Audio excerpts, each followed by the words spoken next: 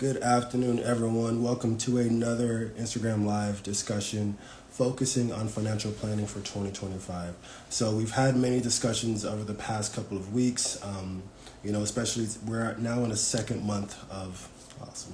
Awesome. You guys are ready to go. Great.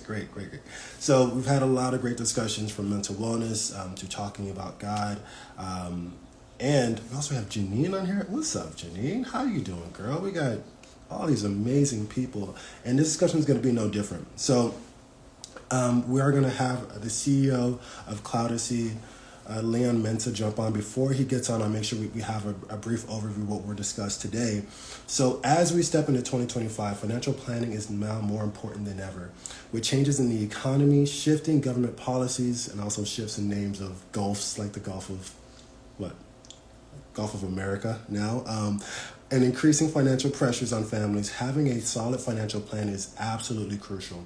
Today, we're going to break down exactly how you can set yourself up for success this year financially, covering everything from budgeting, investing, tax strategies to estate planning and securing assets for your future generation. If you're not doing this planning now, it is going to hurt your family. So make sure you are staying tuned. We're going to make sure we add a lot of value in this conversation. We'll also be discussing the latest market trends and how they impact your financial decisions. And to help us navigate these topics, I'll be joined by my friend and financial expert, Leon Mensa. He is the CEO of Cloudacy that will help you protect your digital assets and also plan for your families. And he'll be sharing key insights and practical strategies to help you take control of your financial future. So without further ado, everyone welcome. Let me make sure he's on here as well. We're going to have Leon jump on very shortly. And I asked a question. Let me see. He was just on here. What are your top priorities financially this year? I'll put that in the chat room as well. All right. Awesome. Looking very sharp, my sir. Again, you're a CEO, so this is the caliber that we're speaking. Leon, how are you? I'm doing wonderful. Can you hear me okay? I can hear you perfectly. It looks awesome, and I know that you just came from a meeting previously. Was it with business partners, clients? Yes, I've been working. I normally work at least 10-hour days, but I've been working since 6 a.m. Yeah, back-to-back meeting, just with, customers, clients, of the organization, trying to deliver just financial matters as a whole. Yeah. Of course. And we definitely appreciate your time. We're already having people jump on who are hungry for this topic. And the topic that we are discussing today is very important, especially as we begin this year. We're already into the second month to discuss financial planning for this year. There's a lot of things that people aren't getting. We haven't learned from schools, and we're having to decipher and delineate information from different places on the internet. So with an expert like yourself, I know we'll be able to narrow down things that people need to know. And so I would like you just to tell the audience briefly about yourself. Of course, Cloudacy. I know you have a wealth of experience, just your career and how you ended up to this point where we can talk about financial planning. Yeah, thank you, Keisha. It's definitely an honor. I'm very, very much inspired by what you're doing from a financial planning perspective. I think it has huge impact on people's lives. So I commend you for the level of education and diligence and effort you put into your craft. And I'm sure that's going to yield, good rewards, moving forward. So I'm very excited to be back. I was on the show a few months ago, and I had some really good positive responses. I was like, hey, KJ, let's do it around 2, so we try to keep this educational series going. So by way of background, my name is Leon Mensa. I've been in the financial service industry for about 20 years. I have a master's in finance at Johns Hopkins. I have a bachelor's in business from University of Maryland. I also, have different financial certifications and all that.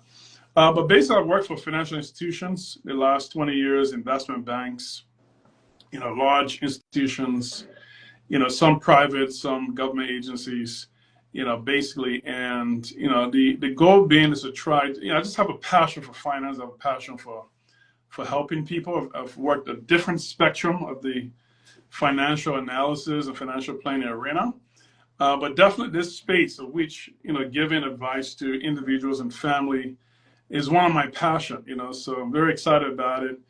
I didn't grow up with money, I left a war-torn country, Liberia, and moved here.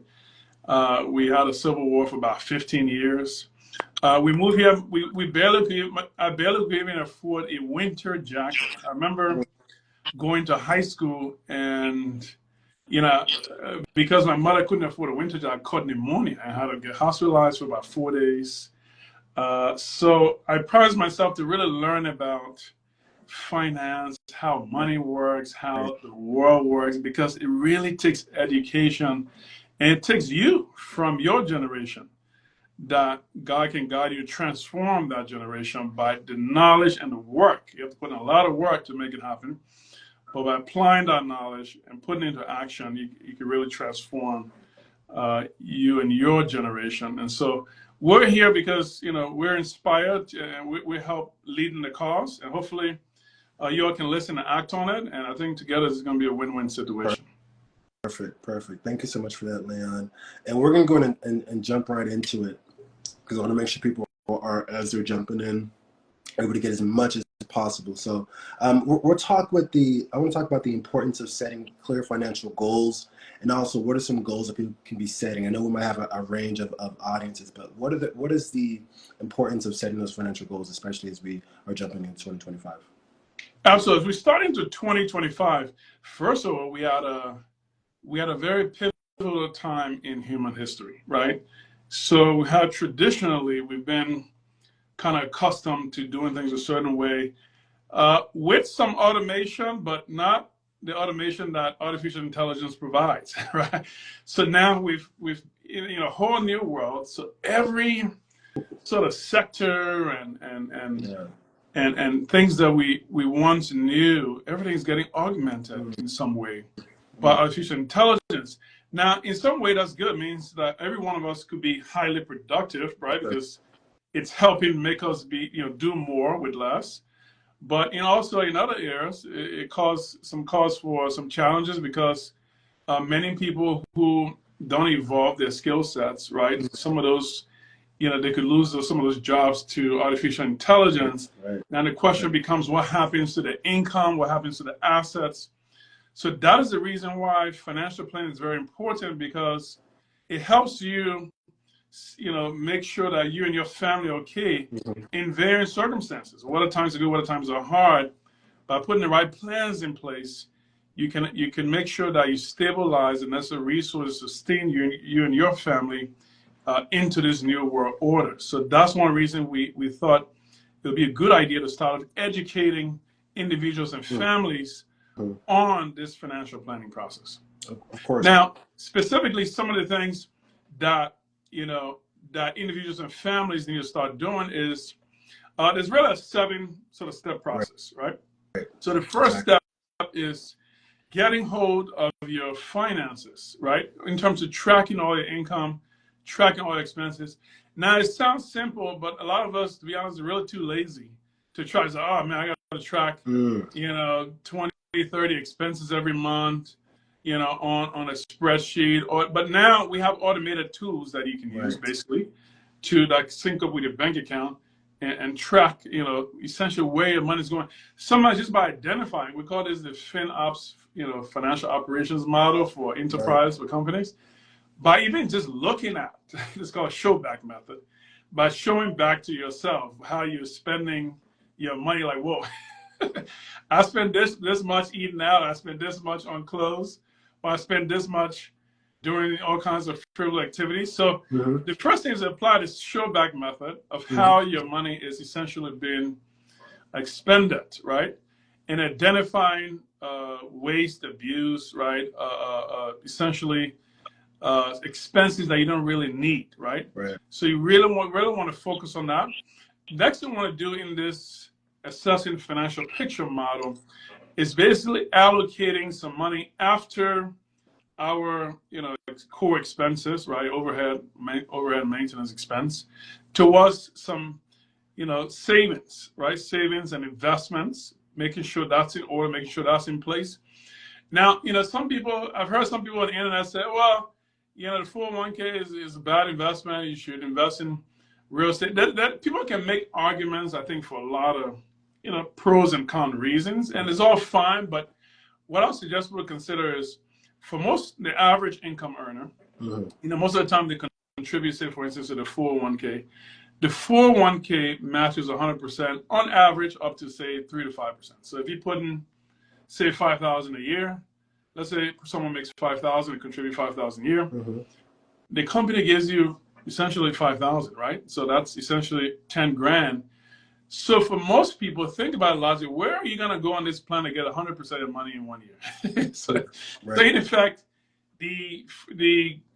most people's employer, right, matches your full when you get 100% in effect return on your money in a year, right? So for the average income earner, 401k, I'm not saying that's the only way, but it can be a good way to save and invest, right? But of course, we have to explore other ways. But essentially having some money going to savings, both long-term, which mentioned 401k, also short-term, like emergency savings. Historically, we used to say 6 months, but right now we're recommending at least a year because the economy is so volatile, the job situation is so volatile. People get to lay off. And also jump in there as well, because it sounds like what you're saying is the first step is going to be awareness of our current financial position. We have to know where we are, what our strengths or what our weaknesses. You can even take some I guess, ideas from the SWOT analysis. Do your strengths, weakness, opportunities, threats, if you will.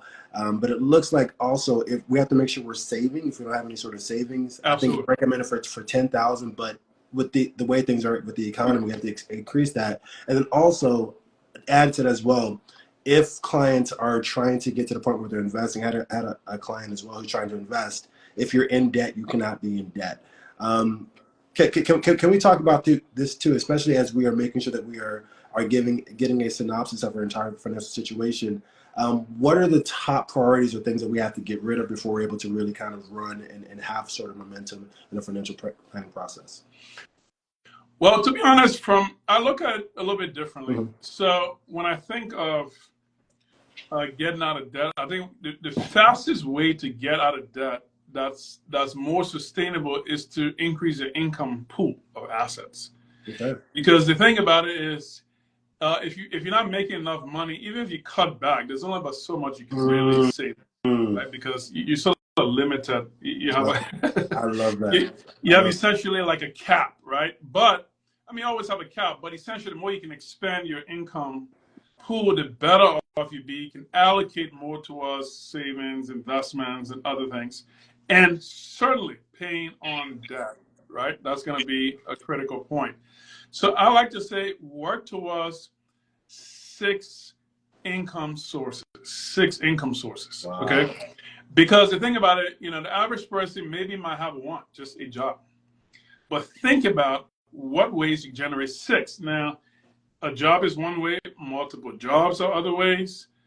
Getting dividend investment vehicles like stocks or REITs, real estate investment trusts, as long as it generates income, right? That's going to be good. It's going to help increase your cash flow. Getting side contracts, side hustles, setting up an LLC to generate, start your business. But start with the mindset of from abundance. I want to have more. This is great. Yes, right. Come on. And then once you've reached that 6 income sources, well, not necessarily until you reach it, but you can simultaneously start to identify ways to, pay down debt. Obviously, the best debt you sort of pay off is a credit card. It's typically going to have highest interest rate, 20, 30%, right? So essentially looking as you're getting 30% return on your money, right? Because you pay down that 30% interest rate credit card, that's 30% less interest you have to pay out to the credit card company. So that money can then be retained for you and your family to be deployed towards more productive uses. So the first is increase your pool of assets. That would be the biggest and fastest way to get out of debt and sustain the cash flow to do things later on. Definitely identify high interest to lowest interest debt, things like credit cards, etc.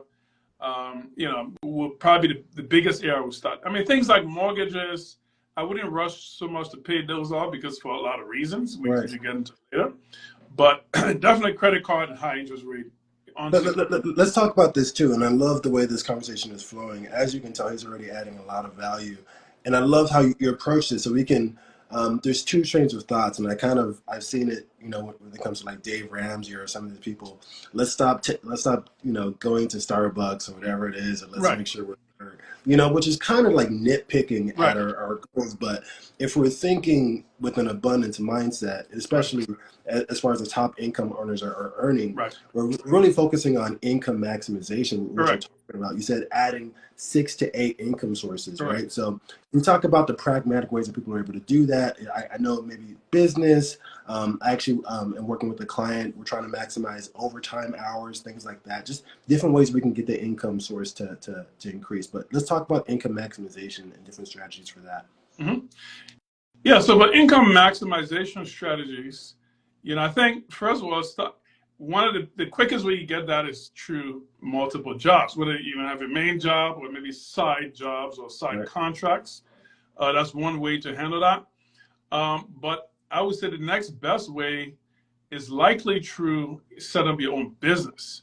Now, whatever it is you're interested in, but think about how can I enterprise this interest so I can generate income stream from it. So it doesn't really matter what it is, whether you're selling shoes or selling hats or selling software, but sell what can make money. It doesn't really matter what you sell. Just try to find something to sell to generate return, and additional income streams. Some people can essentially do a business that's aligned with their hobbies, right? They may like, for instance, construction. So they may be on the weekend side to be a part-time construction project manager or something like that. Generate income stream. Or finance, they may like financial services. Maybe they want to become a financial professional or agent or a real estate agent. But essentially start thinking about, okay, what are the areas that I'm reasonably interested in that I'd like to pursue that I could generate additional income streams other than my primary source of income is where I would start. I love that. And even adding to that as well, it seems like there's going to be more short-term ways we can increase our income and also long-term ways, right? So if we're thinking of maybe side hustles, those are quick ways to bolster that income. But if we're talking about our business, we have to be completely honest. It takes time to gain that notoriety and that ubiquity in order that people are coming to you and giving you that income. So can we talk about that from a long-term perspective? Are we, people just leaving their jobs and saying they're going to start their business today to maximize that? How are people really thinking about this? Well, in terms of, I would not recommend you leave your job because, you still, even when you open up a business, you still need to cover expenses typically for a long period of time before you start to generate net positive income to the business. So the business can sustain itself. So that's why, while you have your primary job, even your side hustles, if you will, start to open up your LLC and start to generate revenue because some portion of your income used to, hopefully not a whole lot, can use to go ahead and set up the business, but also you have some cushion, right? So event is taking a little bit longer to get to positive return on your business. You're not foregoing your day-to-day expenses, taking care of yourself, your family, because that's a high priority. So you want to make sure you're locking those income streams, take care of the overhead, your family, but at the same time, leave some to deploy and invest in your business to have that growth. So don't quit your day job, but just make sure that you're taking some of those resources and investing it in your own business to try to grow that moving forward. That's great. That's great. And by the way, we still have 6 other areas to talk. Yeah, we do. We may not get to everything. But actually, good point, because I was going to transition. Because I know that there are a lot of economic changes right now. We just had a change in the office, a change in the name of the Gulf of Mexico to now the Gulf of America. A lot of things are happening right now. So what are some of the key economic trends that people should be aware of as we're transitioning into 2025? Can I also say we have Latrice James right there in the comment section. She is taking notes of this real time. And I'll be pinning what we're talking. So she is doing an amazing job, And the examples that Latrice noticed from this is multiple jobs, multiple sources of income, start your business and side hustle. And the takeaway from this section is just to make sure that you think long term, right? You might not want to leave your day job, but you're starting to supplement your income, and then also think about your business as a long term exit strategy for your job. So, all right. So yeah, economic trends.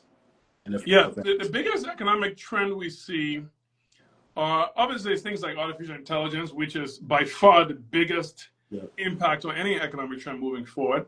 But I think beyond that, I think positioning yourself so that you could benefit from the policy changes. Now, what I mean by that is, there seems to be an inclination that we're going to move more towards a cryptocurrency-backed reserve, or at least a huge investment by the government in cryptocurrency.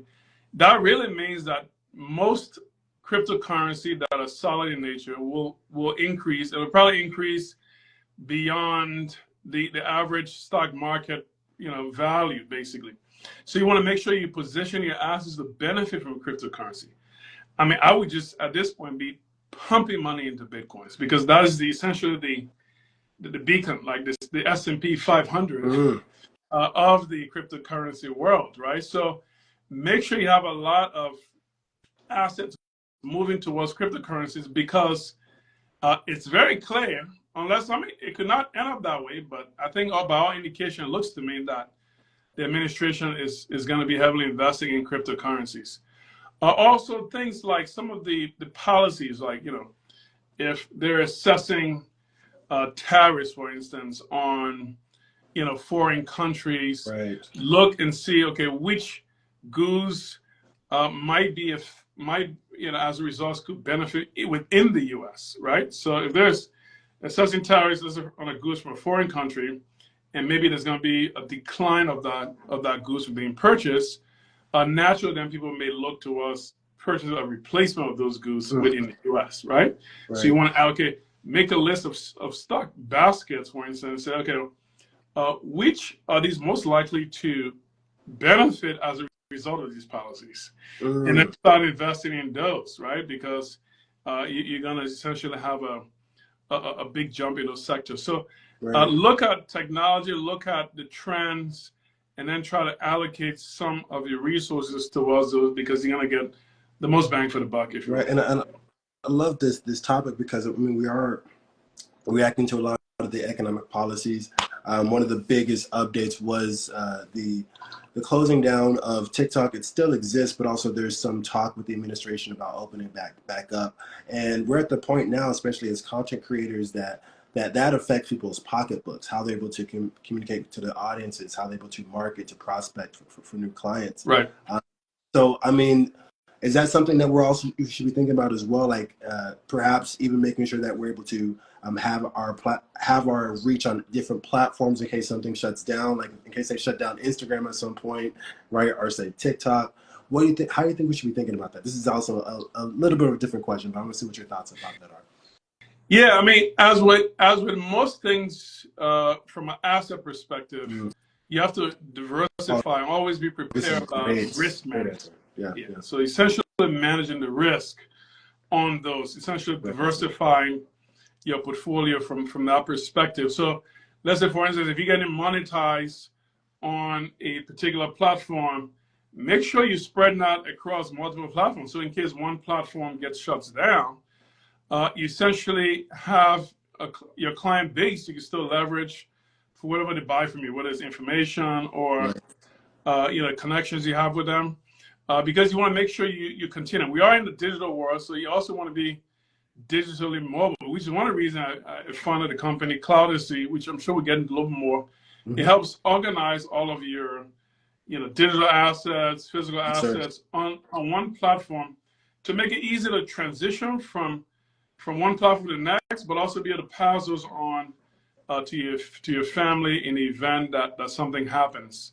But yes, to answer your question directly, I would definitely be diversifying, because like you're saying, I mean, we had a couple of big influence. In fact, today, Kanye West's Twitter just got shut down.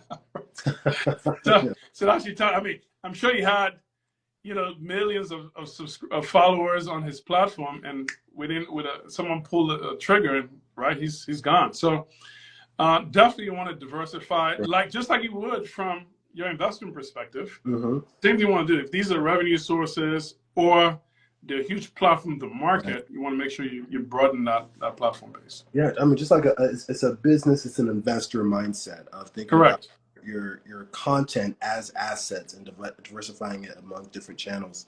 Mm-hmm. And I want to make sure we're moving on here because we have limited time with you on perspective of your time. Common financial planning mistakes. Uh, some of the things you think about, I can already think about failing to plan early, neglecting estate planning. Let's go one by one. What are some of the common financial planning mistakes that you're seeing from clients or just in the industry? Yeah, I think some of the biggest planning mistakes is people, and as simple as it sounds, people just don't have any plan. That's the reality. I mean, they may work, they may contribute to maybe the retirement account, maybe have some insurance here and there. But for the most part, they just get the money, pay the expenses, and go about their normal day, right? So a couple of key things they want to do. Number one, besides what we talked about, identifying income sources, expanding good sources, cutting back on expenses, right? Putting in place risk management. When I say risk management, planning for what if they become sick, disabled, or die, right? Oof. Because at the end of the day, we can want to do all these things, but if we don't have the right health to essentially be able to work Right. and handle these, expenses, Right. we can face some serious challenges. So you want to put in place your basic disability insurance, your basic life insurance, Mm. health insurance, these basic sort of protection. They're very, very essential. Okay. Another thing, I'm going to pause there because I don't think that a lot of people are focusing on contingency correct, planning. We're just focusing on the income maximization, right, which is great, but we're not focusing on if somebody passes away. correct. Insurance isn't really talked They about in don't even want to think about a it. in a insurance isn't really talked about in a way that isn't trying to benefit insurance companies. Right. Let's talk a little bit more about contingency planning, disability. Let's talk about that aspect of the defense aspect of financial planning. So, what kind of things should people be setting up? Yeah. Well, when it comes to things like risk management, like disability, life insurance, long-term care, it's okay to have them through your employer because majority of people work for an employer. But what happens is a lot of times when people leave the employer, I mean, they pretty much lose just about all the benefits, right? And these days, the average person stays an employer just a few Right. years. So the reality is that they're not really going to keep those benefits, other than maybe the 401k. Just about every other benefit they're going to lose.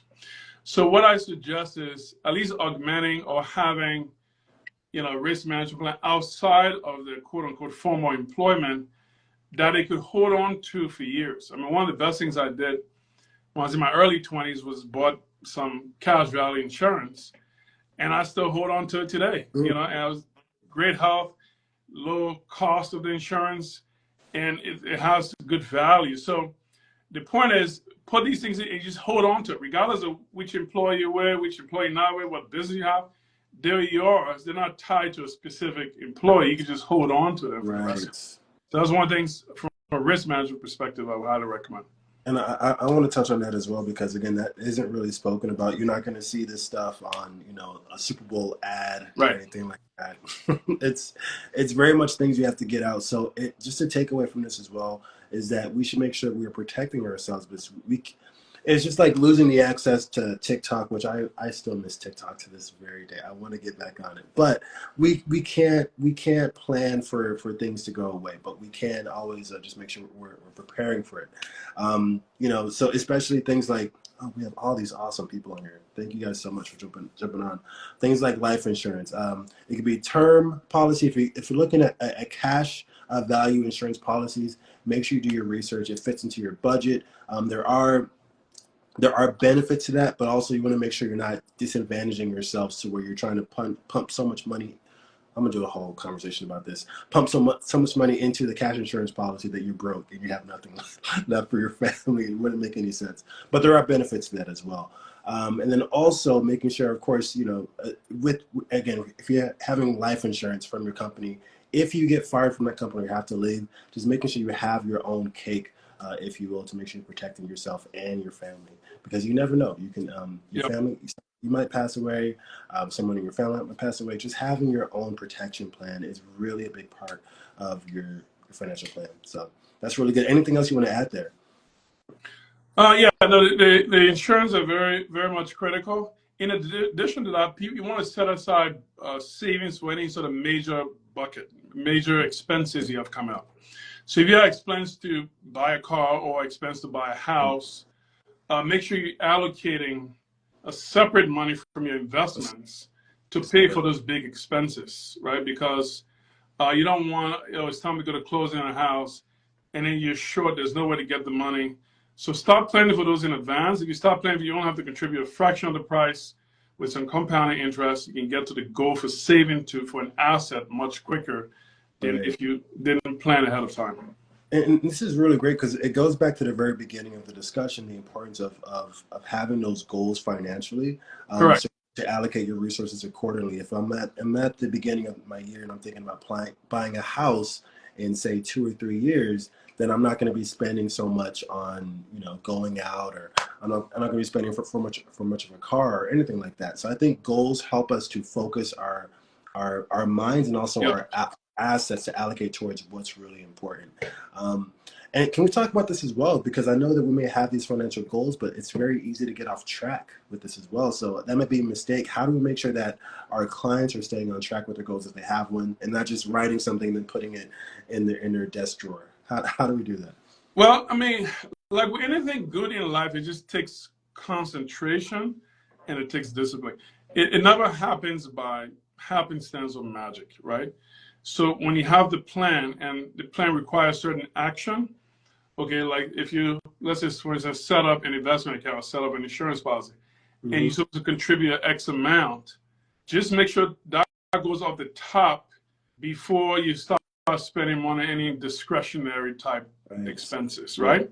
So, and just have it be automatic, so you don't have to worry about having even think about doing it. It just happens, every 2 weeks or every month. That's great. And just have it go. That's probably the easiest way because you don't have to think about it too much, right? So have it some also automatic saving, automatic investing plan is the easiest way I find to allocate towards money towards good things. Because if you don't do it and you have to wait until after your expenses and things you want to do, essentially the money's gone, right? Exactly. But then that goes back to what we said in the beginning. By also having more income sources, it gives it flexibility to start to diversify in all these different pots, where you don't feel like you're getting strangled and you can still live comfortably, or reasonably comfortably, and still handle your goals. Great. We have a couple more things to talk about as well. And a takeaway from this section is to make sure that you are allocating towards your resources properly. And one thing I also do is if I'm looking at my budget or anything like that, putting my goals at the top of the budget to constantly remind myself, okay, I'm planning for this trip, or I'm planning for car expenses, or whatever it is, or just whatever it is. But if you constantly have your goals before you, that's going to make sure that every dollar falls on purpose. I'm a big proponent of that. So just keep reminding yourself, as Leon says, what your goal is, what is important for you. So absolutely. You're right. What you said I really like about keeping that goals in front of you. So I have a calendar. Yeah. Literally every morning, every night before I go to sleep, everything everything that I want to accomplish in terms of goals, I write it down and I just look at it. So just by keeping it in front of, literally physically in front of your eyes. Oh man. Okay. In the night, in the morning, that's when I do it, but you can do it any time of the day. Okay, I got to work towards it. As long as it's front and center, you're going to find a way to work towards it to make it happen. This is great too, because this goes with training your mind towards success. And I do that as well. Before I'm going to bed, I'm looking at my goals. Right before, I try to make sure I pray before I go. So it's looking at goals, and then I go to the prayer. But at least making sure that I'm doing that, visualizing myself in that position, and you literally see your mind and just how you start to act, just as a different person to focus on those goals. So I love that. First thing in the morning, you said you have it on your calendar as well. On my calendar. Exactly. So that is critical. Because you'll find out if you don't constantly have your goals in front of you, everything else will become a goal. You have to get everything. Exactly. But if you focus on one thing, usually a lot of things follow as well, especially when it comes from a financial standpoint. Okay, moving on. Let's look at some tax saving opportunities. because I know we haven't really talked about that. Yeah. And the fact that you're able to speak is going to be a great value to people who are jumping on. Yeah, tax savings. I think that's one of the biggest boosts to your income stream if you can figure out some good tax strategies. We discussed earlier having side hustles, side businesses, having a registered company, right? From which, let's say, if you transition from a quote unquote daytime job to being a business owner, right? So imagine you set up your LLC or your corporation. All your business expenses that you identify through the corporation, assuming that they could be written off, assuming that you have an income left over after deducting your expenses from the corporation side. Some of those can be written off against your income stream as a W-2 earner. So imagine, let's say you made $100,000, you otherwise paid, say, $30,000 in taxes, right, to between federal and state. But let's say hypothetically you had, $40,000 of business expenses, business losses from your corporation, right? You can offset some, or in some cases, all of those expenses against your. The video's moderate. I don't know why, but right. you can. I actually did that because she's doing such a great job and she's been on multiple. Okay. I should let you know. I don't know, give you a notification, but no, I'm adding just so we have a conversation. Okay, I got you. Adding Latrice, she's already putting some great notes. If somebody wants to act up, she has full discretion to kick them off, but I don't think we'll get to that point. Okay. Yeah, so basically you can offset those expenses against your income. So you might be able to save 5, 10, 15, 20,000 in taxes by having expenses, because you assume that in the first couple of years you might experience losses from your business, right? Those losses are going to offset against your income. So that's one of the biggest ways in terms of saving money on taxes. I mean, clearly some other ways contributing to your 401k, right? Those are tax deductible because you get some of those back, when you file your taxes. Invest in things like 529 college savings plans. If you have children, you can invest in some of those. Cash value life insurance, it helps more your tax situation long term, right? Because you don't pay taxes on accumulation of the cash, as well as you don't pay taxes on distribution of the cash while you're alive. And if a death benefit is then passed on to your families, you don't pay tax in most cases on the death benefit to your family. So it has so many tax advantages from a tax planning perspective. But I would say the biggest impact, top 3, set up your own corporation, start getting to work to identify what kind of business you want to do. Hopefully make a profit. If you experience losses, write those off, right? Those will save you a lot of money on taxes. Make sure you keep everything separate, business separate, income situation separate. But your accounting can show you how to write off losses. Also, make sure you're contributing towards tax deductible accounts, things like 401k, et cetera. Some tax deferral accounts, things like life insurance or Roth IRAs, where you don't pay tax on accumulation, you don't pay tax on distribution. Right. Perfect. Awesome. And then we will go ahead and transition to the final topic, which is going to segue perfectly into Cloudacy. So the question is securing our assets, digital assets, personal assets for our families, and also how Cloudacy can help with that. Let's talk more broad for you, and then of course we can talk about how Cloudacy can specifically work with our clients towards that. Yeah. First of all, you guys want to go to cloudacytech.com, cloudacytech.com. Hopefully, I know what in case you can post it in the yes. In the Latrice, would you mind typing that in there? Cloudacytech.com. Yeah, www.cloudacytech.com. Essentially, it was a company I formed a few years ago now, and the whole premise of Cloudacy Tech, it is a free website to sign up. Basically, most people need an organized platform to be able to identify all of their assets, things like retirement accounts, bank accounts, cryptocurrencies, real estate, etc. And by the way, all the information you enter on the platform is securely stored. We use an Amazon Web Services encryption platform to store all the data. We ourselves only have access to the data, just so you know. So basically, it's stored in a encrypted fashion, so your data is safe. You can also list any monetized social media accounts, whether it's Instagram, Facebook, Twitter. Those are generating value. Real estate, if you have real estate, you can list it. It's cloudacytech.com. And the purpose being is that number one is a centralized platform to consolidate your assets. But in the event that something happens, let's say the account owner becomes a decedent, is an organized way to transfer assets to their beneficiaries. So you can list the trustee, you can list your beneficiary. The trustee is the person who manages your estate in the event the account owner becomes a decedent. You can also list the beneficiary, obviously those who are beneficiary to your assets. Those could be trusted family members, could be lawyers, could be accountants, right? Those are the trustees, right? The beneficiary could be individuals you name, right, on specific accounts. So let's say hypothetically you had 10 bank accounts.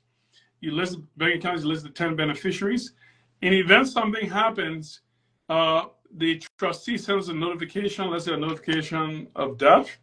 We verify the death certificate.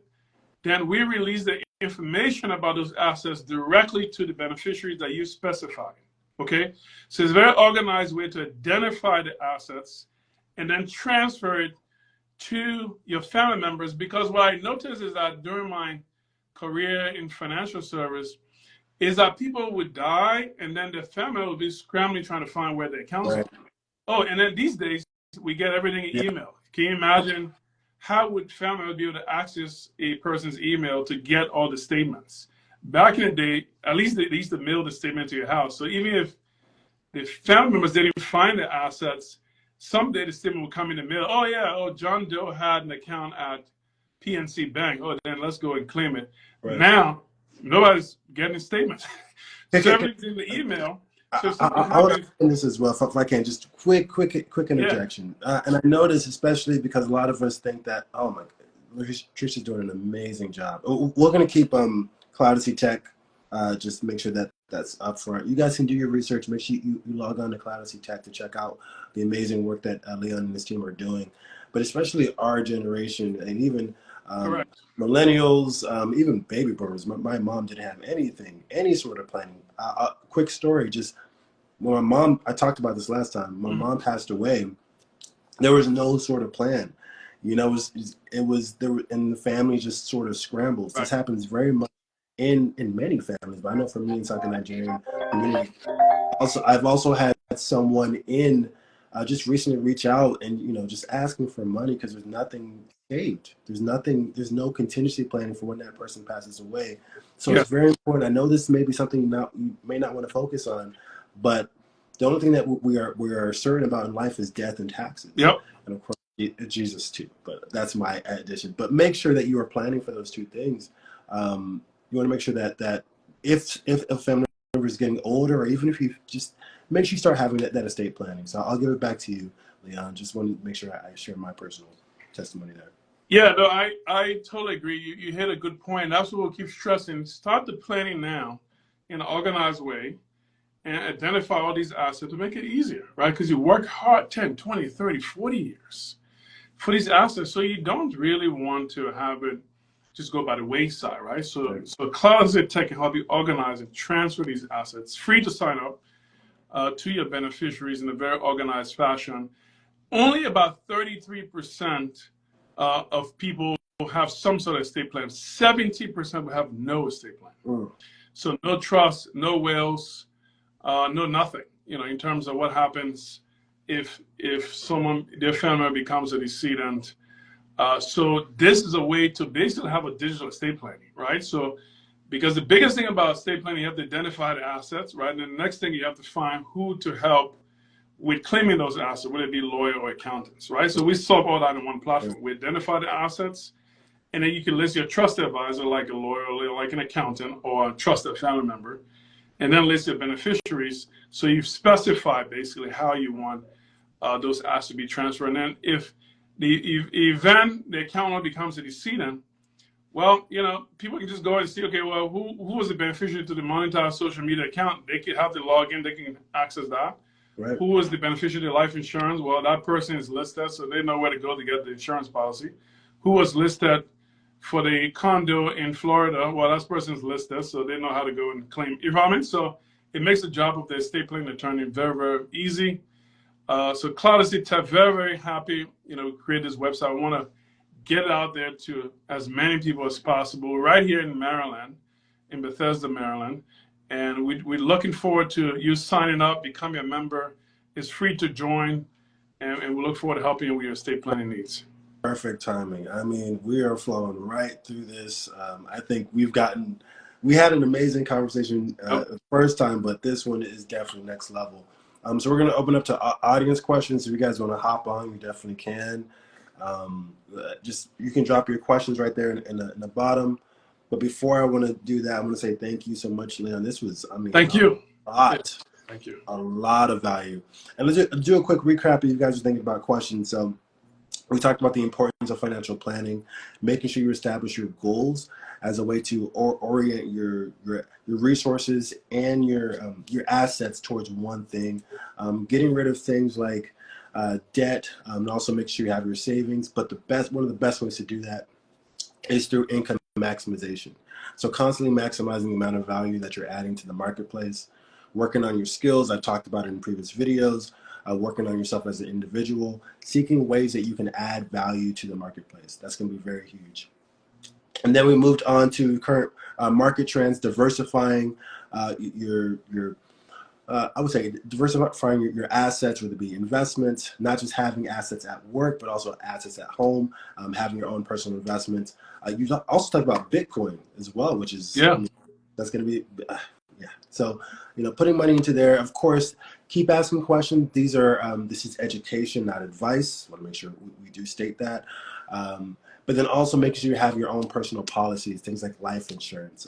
I do recommend, I always look at term insurance, but of course, cash value policies, if it makes sense for you financially. You do not, I would say as a caveat, if you don't have any money at all, you don't have any savings, I would say put that into place where you're able to make sure you're secure before you start using investments or insurance as an investment. Would you agree with that? Yeah, definitely cover the foundation. Exactly, cover your foundations first. And we also talked about different ways to save money with taxes, which is a very great topic. And then finally, estate planning. God, Latrice is doing an amazing job here. If you guys have any questions, let me know. But yeah, definitely the last thing is making sure you're planning for loved ones leaving. I know friends, clients of mine who have lost loved ones suddenly, and you just never know. So making sure you do that now avoids a lot of the heartache and the headache that can come with the pain of someone passing away. And if you have any questions, I want you all to make sure that you are contacting Leon. He's available at Cloudacy Tech. We put the website there. If you have any questions, let me know as well. Quick, I guess, aside for me. So I help people create abundance through their God-given gifts so they can bless their communities and making sure they have money with a purpose, living every single day with purpose with their money and their finances. And that's what I do as a financial educator. But if you guys want to put some clap, you can say thank you to Leon here for sharing his information and wealth of knowledge. Leon, we appreciate you. Anything else you want to add before we end the live? I just want to say thank you again for the opportunity to come on your show. Make sure you sign up today. Cloudacytech.com is free to sign up. Start organizing, your financial assets. The Fortune 500 companies and big organizations do this a lot. They use the showback method. You have to look at your assets, see where you're at, and then it helps you with how to eliminate waste. Where you can cut. Where you need to go into the future, what you need to transfer to your beneficiaries. So having an organized platform like Cloudacy is really going to make a difference. So sign up today, message me, our email is on there if you have any questions, and I'll see you next time. Awesome. Thank you so much for your time, Leon. This was phenomenal. Great job. Thank you. Great job, everyone. Thank you, Latrice, as well. We appreciate you all. Thanks, Latrice. Wonderful day. Any questions, let us know. Send them a DM, and we'll talk to you guys soon. Okay, then take care now. All right, cheers.